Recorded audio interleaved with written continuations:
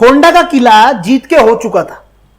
शिवाजी महाराज ने फोंडा का किला जीतने के बाद कारवार का एरिया जीता, और पिछली बार हमने देखा कि इन्होंने खानदेश के साइड में अंग्रेजों की एक वखार भी लूटी, यानी कि फैक्ट्री लूटी।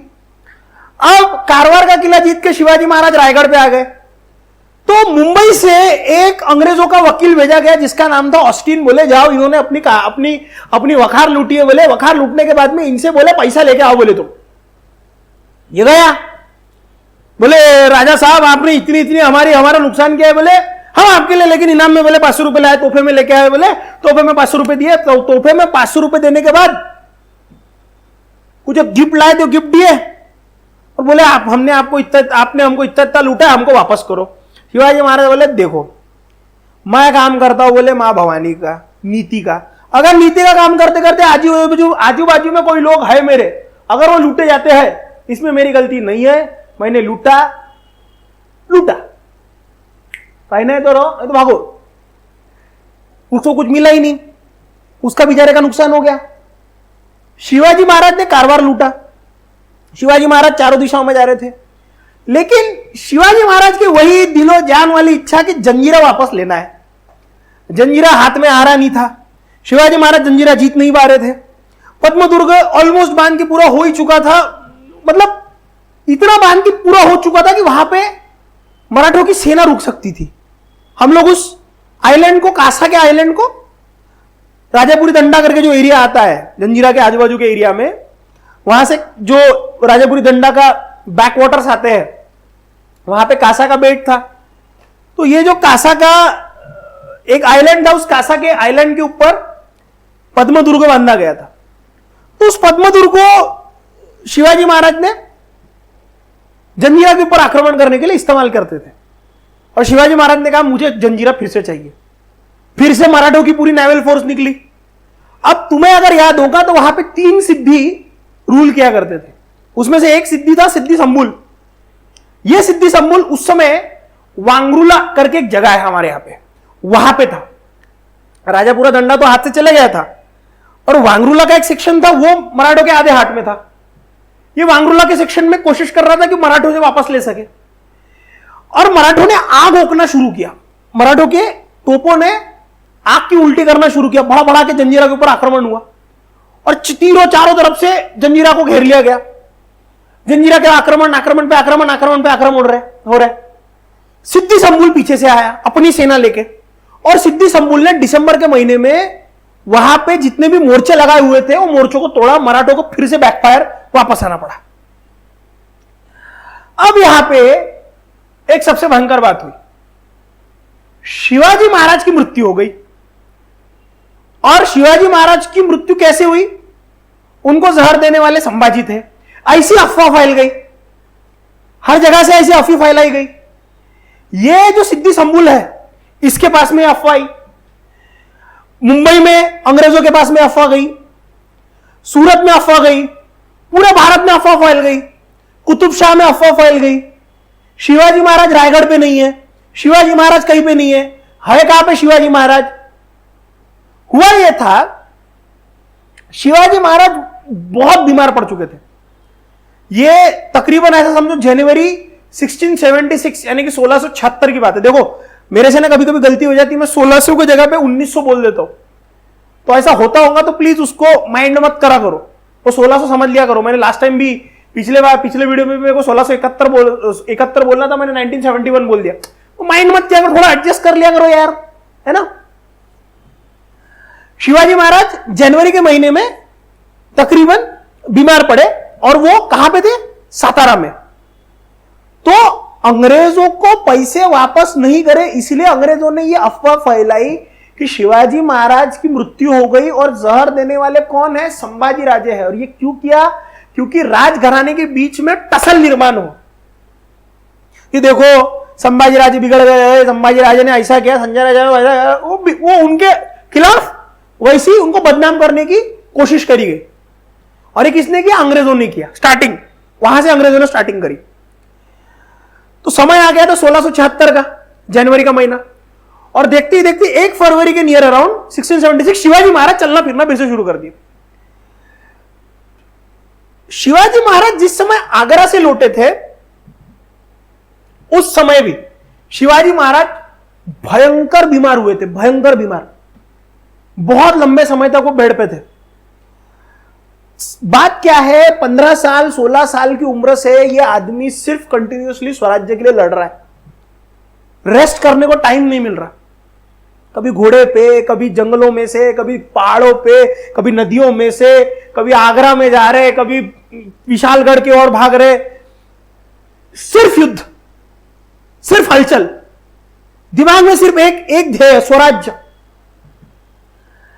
शिवाजी राजे को टाइम ही नहीं मिल रहा है कि शिवाजी राजे रेस्ट कर पाए, और शिवाजी राजे बीमार पड़े और बहुत बीमार हुए। फरवरी के महीने में चलना फिरना शुरू किया, आगरा से आए तब भी बीमार हुए थे, अब फिर से चलना शुरू किया शिवाजी महाराज ने। और जैसे ही शिवाजी राजे ठीक हुए तो उस समय पे उन्होंने इरादा बनाया कि हम जो है बेलगांव लेंगे। अब बेलगांव के लिए कर्नाटक और महाराष्ट्र में अभी भी टसल चल रही है, तो वहां का सरदार था अनु खान। तो शिवाजी महाराज ने कहा इसको पैसा दो और किला वहां से ले लो। अनु खान ने पैसे ले लिए, और जैसे ही शिवाजी महाराज ने उसको पैसे दिए और पैसे लेने के बाद में मराठे किला लेने के लिए गए, 500 मराठे गढ़ के ऊपर चढ़े, इसने आक्रमण करके 500 मराठों को मार दिया और मराठों को वापस आना पड़ा। शिवाजी महाराज जनवरी के महीने में जब बीमार थे, उसी समय में जो बहलोल खान था वो आदिल शाह के दरबार में वजीर था, और खवास खान जो था वो भी बड़े पोजीशन पे था। खवास खान ने बहलोल खान को in the month of January मार दिया। आदिल शाह का अंत शुरू हो चुका था, आदिल शाही खत्म होने पे आ चुकी थी।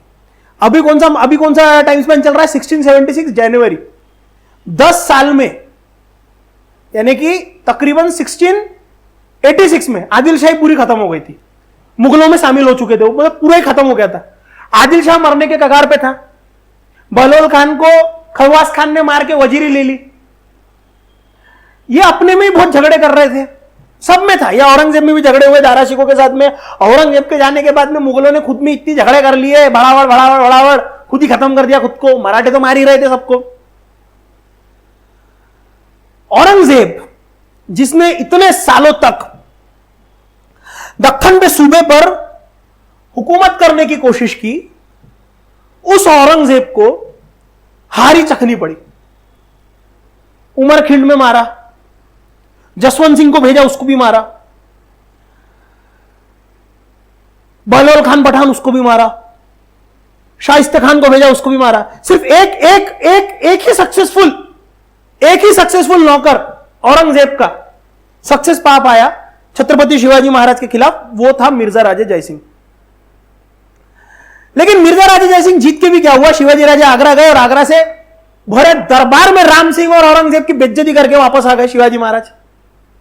बोले तुम जानो, तुम्हारा पिता जानो, मैं आया था, मेरी मौत मुझे लाई थी। औरंगजेब, इसे तुम बादशाह कहते हो? तुम्हारा बादशाह होगा, मैं इसे बादशाह नहीं मानता। भरे दरबार में शिवाजी महाराज ने बेइज्जती करी औरंगजेब की, भरे दरबार में। जिस दरबार में अदब से बात करनी पड़ती है, आवाज भी नहीं उठा सकते, जिस दरबार में लोग बोलने से पहले 2 मिनट सोचते थे, उस दरबार में छत्रपति शिवाजी महाराज सह्याद्री का शेर वहां पे दौड़ के आया था। शिवाजी महाराज को पीछे की लाइन में खड़ा किया और शिवाजी महाराज का दिमाग खराब हुआ। बोले तुम जानो, तुम्हारा पिता जानो राम सिंह, हम कौन हो? मैं आया था या मेरी मौत मुझे यहां लाई थी? तुम्हारा बादशाह जानता है कि मैं कौन हूं। शिवाजी महाराज आगरा के दरबार में बेइज्जती करके आए थे। शिवाजी महाराज जिस समय पे स्वर्ग में गए होंगे ना, उस समय पे अफजल खान या आदिल शाह वगैरह हंस रहे होंगे, आया राजा, आया राजा, आया राजा। लेकिन एक बात नरक से देख रहे होंगे वो, और सब बोल रहे होंगे 2-3 सैनिकों को लुढ़का के खुद को बहुत बड़ा राजा समझता है। और शिवाजी महाराज ने कहा होगा, लुक्के सेनाओं को मार के राजा नहीं बना मैं, अपन ने जिसको जिसको टपकाया सब सेनापति थे, सब बड़े बड़े सेनापति है, छोटा मोटा कोई नहीं है। अफजल खान औरंगजेब को पकड़ा था उसने, उसको टपकाया। शाइस्ते खान औरंगजेब का मामा है, उसको टपकाया। सिद्दी जोहर, सिद्दी कासिम अफ्रीकन है, उनको टपकाया। सबको टपकाया, बड़े बड़े लोगों को टपका चुके हैं। उमरखिंडी में जिसको पकड़ के मारा वो पठान था, उसको टपकाया। औरंगजेब हताश हो गया, बोले करना क्या है, इतनी गोला बारूद भेजता हूं, बोले कभी जीत हासिल नहीं होती। अब उसको याद आया एक हुकुम का इक्का मेरे पास में आज भी है, उसे शिवाजी का खिलाफ इस्तेमाल करना होगा। और उस व्यक्ति का नाम था मोहम्मद कुली खान। याद आया मोहम्मद कुली खान? मोहम्मद कुली खान यानी कि नेतोजी पालकर। वो नेतोजी पालकर जिसे प्रति शिवाजी कहा करते थे, वो नेतोजी पालकर जो शिवाजी महाराज के छवि के जैसे, शिवाजी महाराज के साय के जैसे छत्रपति शिवाजी महाराज के साथ लड़े थे, अफजल खान को मारने के बाद बीजापुर सल्तनत के ऊपर आक्रमण करने निकले थे, वो नेतोजी पालकर। वो नेतोजी पालकर जिनका दरारा था, उन नेताजी पालकर को कैद करके औरंगजेब ने कन्वर्ट करवाया था और उनका नाम दिया था मोहम्मद कुली खान। अफजल खान को लगा पिछले 9 सालों से, यानी कि यह बात तकरीबन है 1667 की और अभी चल रहा है 1676। 9 सालों से यह व्यक्ति मेरे साथ में है, हो सकता है यह पूर्णतः कन्वर्ट हो गया होगा, कट्टर हो गया होगा। औरंगजेब को लगा मैंने इसे कन्वर्ट कर दिया, ये कट्टर हो गया, अब तो ये अपना ईमान रखेगा, ये मुझे दगा थोड़ी देगा। औरंगजेब ने दिलेर खान पठान को बुलाया। बोले दिलेर खान पठान इकलौता ऐसा व्यक्ति था जो मुगलों की सेना में थोड़ा बहुत रेजिस्टेंस मराठों को दे सका था। अदरवाइज मिर्जा राजे के बाद में सक्सेसफुल कोई नहीं हुआ है प्रॉपर डिफीट में। दिलेर खान पठान को बुलाएगा। बोले दिलेर खान, नेतोजी पालकर को आप लेके जाओ और दक्कन पे आक्रमण करना है। दिलेर खान पठान के साथ नेतोजी पालकर वापस जाने के लिए सज्ज हुए। क्या दिल में गुजरी होंगी। नेतोजी पालकर ने भागने का कोशिश इसके पहले भी की थी, लेकिन नेतोजी पालकर को औरंगजेब काबुल कंधार में ही रखता था। काबुल कंधार कहां, सह्याद्री कहां, काबुल कंधार। भागने की कोशिश करी नेतोजी पालकर। वो आप सोचो 9 साल के बाद आप अपने धरनी में वापस जा रहे हो, आप अपने लोगों के बीच में वापस जा रहे हो। क्या लगा होगा नेतोजी पालकर को, मेरे राजा के पास वापस जाऊंगा, चले जाओ क्या वापस, राजा से जाके मिलूं, राजा से जाके मिलूं, मैं मिलूं, राजा क्या कहेंगे, छोड़ के चले गया, वापस नहीं आया, देखा नहीं मेरे तरफ। राजा को जाके मिलना होगा, यार मेरा राजा है यार, स्वीकार कर लेंगे, स्वीकार कर लेंगे। कितने थॉट आ रहे होंगे। जिन जिन नदियों में से खेला, जिन पहाड़ों में से गुजरा, जिन जिन वादियों में से मैं गया, उनको वापस देखने जा रहा हूं, अभी दक्कन जा रहा हूं। एक जगह पे मुगलों का शामियाना रुका। नेतोजी पालकर रात के समय पे धीरे से निकले और भागे, बिल्कुल फरार, और सीधे गए रायगढ़ की तरफ। घोड़ा लिया और रायगढ़ की तरफ वापस। मूंछ कटी हुई थी, दाढ़ी बड़ी हुई थी, मुसलमानों का जो वेशाक होता है वही होता था। और पहुंचे नेतोजी पालकर रायगढ़ के दरवाजे पर। जिस व्यक्ति को छत्रपति शिवाजी महाराज के सरसेनापति को कन्वर्ट करवाया औरंगजेब ने, मुसलमान बनवाया, और वो जब दक्कन में आए, मूंछ नहीं है, सिर्फ दाढ़ी है, मुसलमानों में होता है ना। और नेतोजी पालकर दक्कन में वापस आए, वहां से भागे, सीधा पहुंचे रायगढ़ के ऊपर। बोले राजा से मिलना है। लोगों ने पहचाना नहीं, बोले नेतोजी वापस आए। अरे नेतोजी, सरसेनापति नेतोजी वापस आए। शिवाजी महाराज के पास गए। शिवाजी महाराज ने कहा नेतोजी आप वापस आ गए। लेकिन यहां पे एक दिक्कत थी। उस समय पे जो व्यक्ति धर्म छोड़ देता था उसे धर्म में वापस नहीं लिया जाता था। हम जिस समय सावरकर जी को पढ़ेंगे ना, उस समय में इन सब चीजों के बारे में मैं डिटेल में बताऊंगा। सावरकर जी ने हिंदुओं को वापस हिंदुइज्म में लाने के लिए, जो कन्वर्ट हो चुके हैं या फिर हम जाति में बटे हुए, देखो इसका जात से बहुत इंपॉर्टेंट एस्पेक्ट है नेतोजी पालकर का। आप कहोगे कैसे, इस बात को समझो। विजयनगर साम्राज्य जिन्होंने बनाया, हरिहर बुक्का, ये दोनों को भी मोहम्मद बिन तुगलक के साथ लड़ते लड़ते मोहम्मद बिन तुगलक इन दोनों को लेके गया।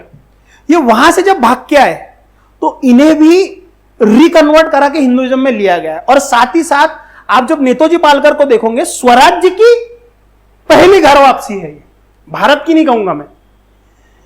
तो नेतोजी पालकर को वापस लिया गया या फिर हरिहर बुक्का को वापस लिया गया, इसके पीछे एक रीजन है।